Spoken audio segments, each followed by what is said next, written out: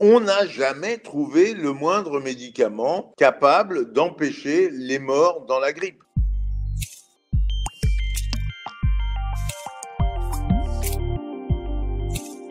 Aujourd'hui, le seul médicament qui a fait ses preuves, notamment sur le recours à l'hospitalisation en réanimation et sur la mortalité de la maladie, ce sont les corticoïdes. Et on a beaucoup parlé de la dexaméthasone, un corticoïde. Alors ça, il n'y a aucun problème. La dexaméthasone est sûrement aujourd'hui le traitement le plus largement utilisé avec le meilleur niveau de preuve.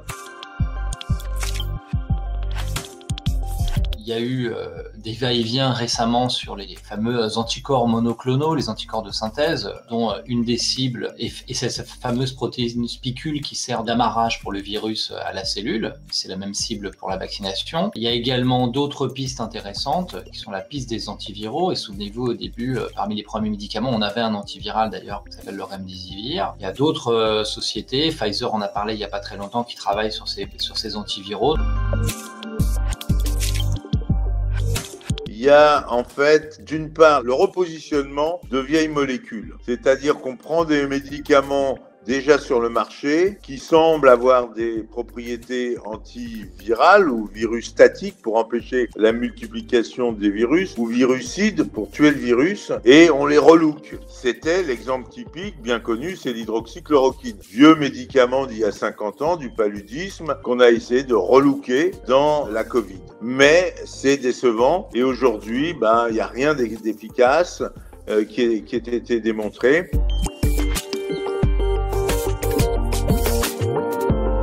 On part à zéro, on fait de la recherche fondamentale, on dissèque le virus, on le séquence, on essaye de trouver des zones enzymatiques, par exemple, sur lesquelles on pourrait agir par un médicament. Il y a pas mal d'études en cours, pas encore des vrais essais cliniques. Beaucoup de gens cherchent, y compris des gros labos. Pfizer a dit qu'ils avaient des médicaments en cours de développement, mais rien de très concret en termes d'essais chez l'homme.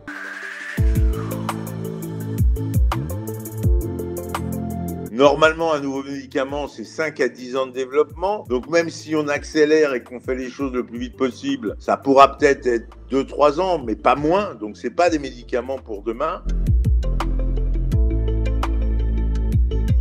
Si demain, tout le monde est vacciné et que le virus disparaît ou s'atténue, l'intérêt de ces médicaments va baisser. Et les industriels du médicament ne sont pas des grands joueurs. Ils n'aiment pas parier dans un domaine où il y a un risque que finalement le besoin disparaisse le temps qu'ils aient développé leur médicament. Le deuxième problème de ces médicaments spécifiques, c'est qu'il ne faut pas oublier que 95% des malades de la Covid guérissent rapidement et spontanément. Donc, faire un médicament pour traiter une maladie bénigne, c'est discutable. Qu'est-ce qu'on peut améliorer dès lors qu'en 3 jours on est guéri ? Donc ça veut dire qu'il faudrait que ces médicaments soient réservés aux formes les plus graves, mais on ne sait pas très bien les définir au départ. Donc est-ce qu'il faut traiter tout le monde pour ne servir qu'à certains ?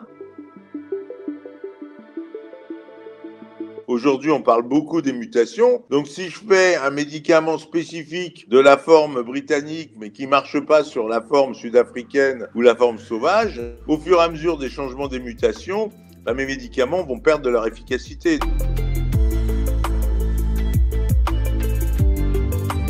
Miser sur le vaccin, c'est évident à l'image des autres maladies infectieuses, c'est ça qui permet le mieux de prévenir les maladies. Et de l'autre côté, on pourrait imaginer qu'en appui de cette vaccination, on ait ensuite des antiviraux pour malheureusement ceux vaccinés qui auraient fait les formes symptomatiques. On aura de toute façon probablement, tant que le vaccin n'est pas obligatoire, des gens qui ne seront pas vaccinés. Et donc il faut qu'on puisse apporter une solution à ces gens pas vaccinés. Moi, j'ai toujours considéré, en particulier dans les maladies infectieuses et en particulier dans les maladies virales, que la vraie solution, elle était vaccinale. Et d'ailleurs, ce pari a été tout à fait efficace, car finalement, on s'aperçoit que entre la découverte du virus et la couverture vaccinale, en tout cas avec les vaccins qui ont été couronnés de succès, en particulier les vaccins à ARN, finalement, il s'est passé moins d'1 an. C'est extraordinaire.